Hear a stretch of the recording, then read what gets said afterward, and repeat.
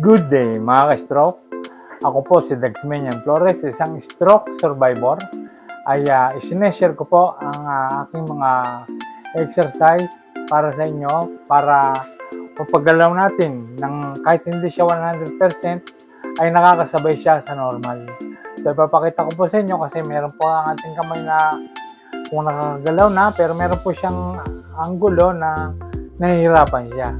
Madali siya rin sa harap pero sa tabi ay nahihirapan. So gagawin natin practice yung ipapakita ko sa inyo at gawin natin ito araw-araw at malaki ang may tutulong ito. So samahan nyo ako hanggang sa uli at kung bago ka pa lang po sa aking channel please subscribe at yun rin i-like at i-hit ang notification bell.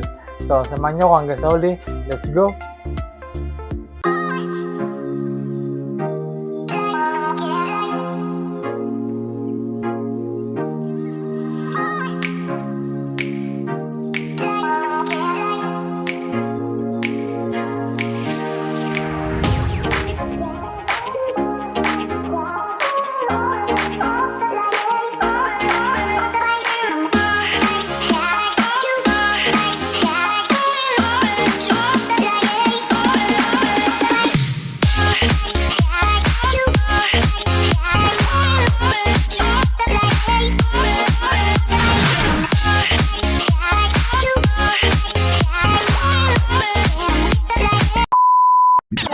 So, ganito po ang gagawin natin mga ka-stroke.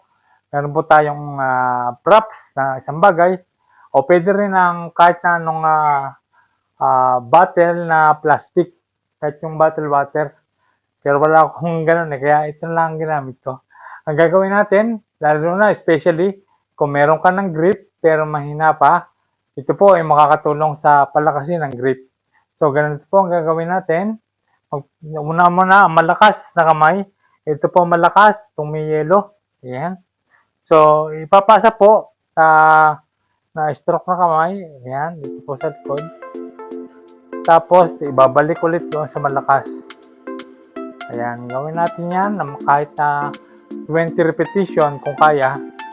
Ayan, paulit-ulit po. Ayan, parang ganito po. Ayan. Pero hindi naman kailangan na mabilis eh. Kahit mabagala muna. Tapos magagawa natin ng pabilis. Ayan, habang tumatagal.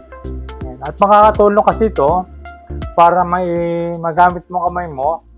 Kahit sa ang angle, pwede mo siyang may kukumpas mo siya. Kasi merong angle na nahihirapan siya eh.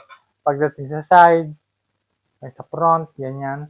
Kailangan magana siya para magamit natin siya ng talagang normal. Ayan. So, yan po, nakukuha din niya sa training.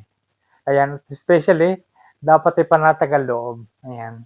So, dapat inhale, exhale bago natin gawin yun. So, ulitin po natin. Ipapasa ng malakas na kamay sa mahinang kamay. Tapos, ibabalik ulit sa malakas. Ikot-ikot po. Ayan. Gawin natin ito ng 20 times sana kung kaya. Ayan. Ganyan.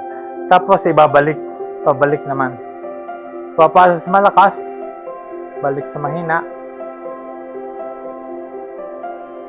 Ayan. Ganun po. Ang pangalawa naman natin gagawin ay gagamitin pa natin itong props. Ilalagay naman natin siya sa mataas na lugar. Ayan. So, ilalagay po ng affected arms. Ayan. So, ganito po. At dito po. Ayan. Tapos, bibitawan. Ayan. Kukunin ng mahina. Ayan. Okay lang yun. Kahit mabagal o nangangatal pa, nagsisik pa ang kamay. Ang mahalaga ay yung magawa mo siya hanggang sa gumanda na ang galaw niya. Mawala yung pangangatal. Ayan. So, kukunin natin. Tapos ipapasa sa malakas na kamay. Ayan. Tapos balik. Ito po ay doon na sa mga may grip ang kamay. Ha? Ayan. Ganyan po. Gawin din natin yan ng kahit 20 repetition na 3 sets. Pagkaka 20, pahinga, tapos gagawin ulit natin. At malaki po may tutulong niyan para sa ating balikat at dito sa forearm.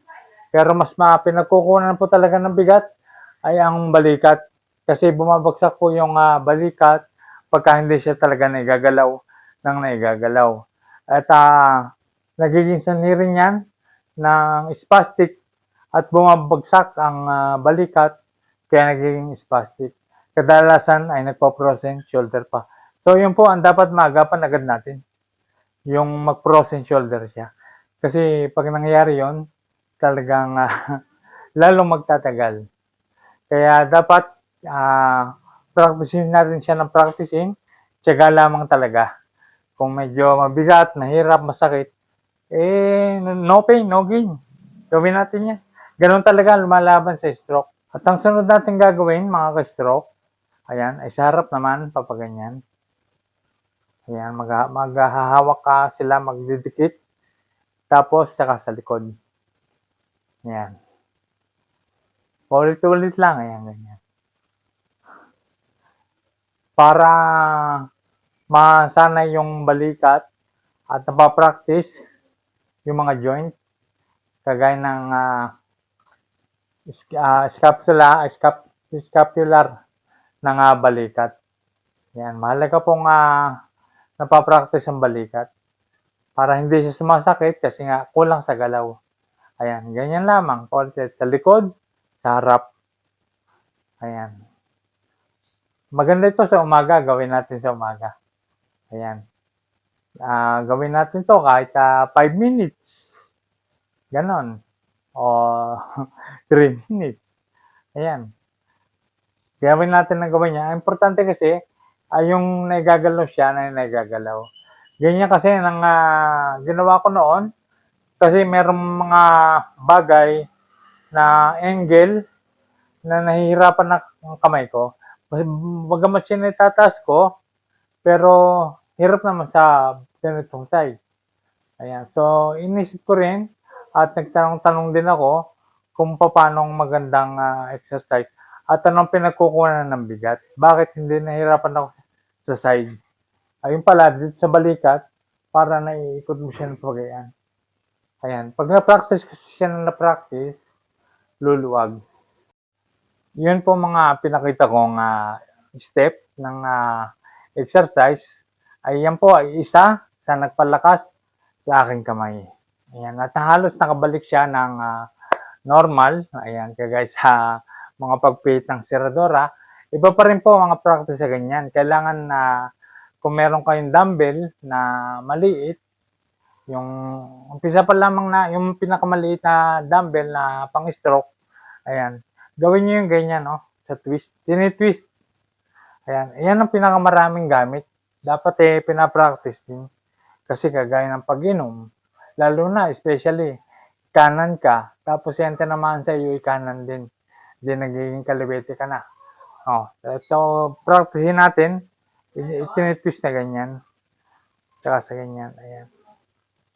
Itinitwist. Kasi magagamit natin yung sa pag-inom at pagbukas ng pinto. Mahalaga rin yan. Maraming gamit yung pag-twist.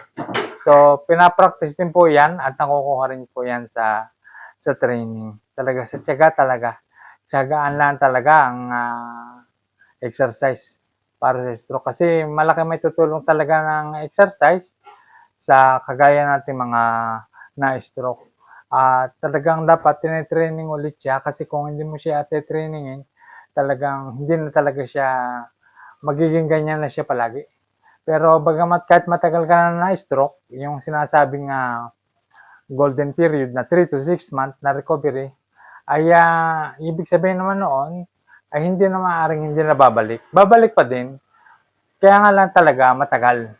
Tiyaga lang talaga. Kasi sa dami ba naman namatay na hassle sa ating utak na dapat magkukumand sa paggalaw sa ating affected, hindi na gumagana. Nag-disconnect yun Kaya ang gagawin, sinasanay na lang talaga sa galaw at sa mga practice. At kagaya nga ng mga exercise na pinakikita ko sa inyo, ay yun po ang mga tamang galaw na para bumalik yung galaw niya. Madala sa utak at ibabalik ng utak sa ating affected arms. Ayan. So, makapangyarihan talaga ang utak pa din. Kasi pag ang utak ang nagka-diferensya, wala. Hindi ka talaga gagalaw. Talagang utak talagang nagmamanipula. Kaya, yun naman, nakukuha rin naman sa exercise. Yun lang talagang tanging alam kasi wala naman talagang gamot na naiinom dyan eh. Wala. Walang naiinom na gamot. Hindi pa naiimbento. Kaya yun talaga ang pinaka sinasabi talaga ng mga kagaya ng neurologist, ng mga professional physical therapist, ay dapat ay ina-exercise siya. Pero yung naniniwala din naman ako sa massage. Kasi yun naman, yung mga naiipit na kasi yun dahil sa tagal lang hindi paggalaw. Kaya mahalaga din na i-massage. Kaya nga lang, ay dapat yun talaga sa marunong. Yung nag-aral din talaga. Pero pinaka the best ay ang exercise talaga. Yung ikaw ang gumagawa. Dahil yun din ang pagagawa sa'yo ng mga PT. Kung wala kang PT, ganun ang gawin mo. Oo, so malaki may tutulong noon kasi babayad ka ng babayad sa PT. Di ba? Eh, napakamahal. Eh, ang session naman ng ganyan, kalimitan sa isang linggo, 3 araw. O, magkano isang araw, di ba? So, yung pinakikita ko, yun din ang ginagawa ng mga PT. Kaya gawin natin. Kaya yun ang masasabi ko. At ang number 1 kasi na magpapagaling din sa atin ay yung kailangan na malabanan mo ang anger. Kailangan walang galit sa dibdib talaga. Yun ang number 1 talaga. Ibig sabihin, tanggap mo na kung ano nangyayari sa iyo, mga nawala sa iyo, tanggap mo na. Yun ang number 1 na magpapagaling sa iyo. Kapag nangingibaw pa rin ng galit sa dibdib, ay bubuo yan ng mga negativity sa utak. Nandyan yung maiinip ka. Ayan. So, hindi naman lahat kasi ng bagay ay kailangan natin madaliin. Nakukuha yan sa dahan-dahan. Kaya nga, slowly but surely. So, tiyaga lang talaga. Ganun talaga. Pag naisa, unang-una, ganyan din ako. Inip na inip ako. Hindi ako gumagalaw talaga. Binubuhat pa ako. So, tiyaga lamang talaga. At maghintay tayo. At darating din ang ating minimithi na makasabay sa normal na pamumuhay. So, tiyaga lamang po talaga tayo, mga kapatid. Huwag mainit. Yan ang isa nating kalaban dyan, yung init. At ang negativity.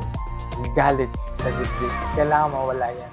So, maraming salamat po. Basta lagi natin tatandaan na tayong lahat ay gagaling, lalakas, at titigas. Maraming salamat po.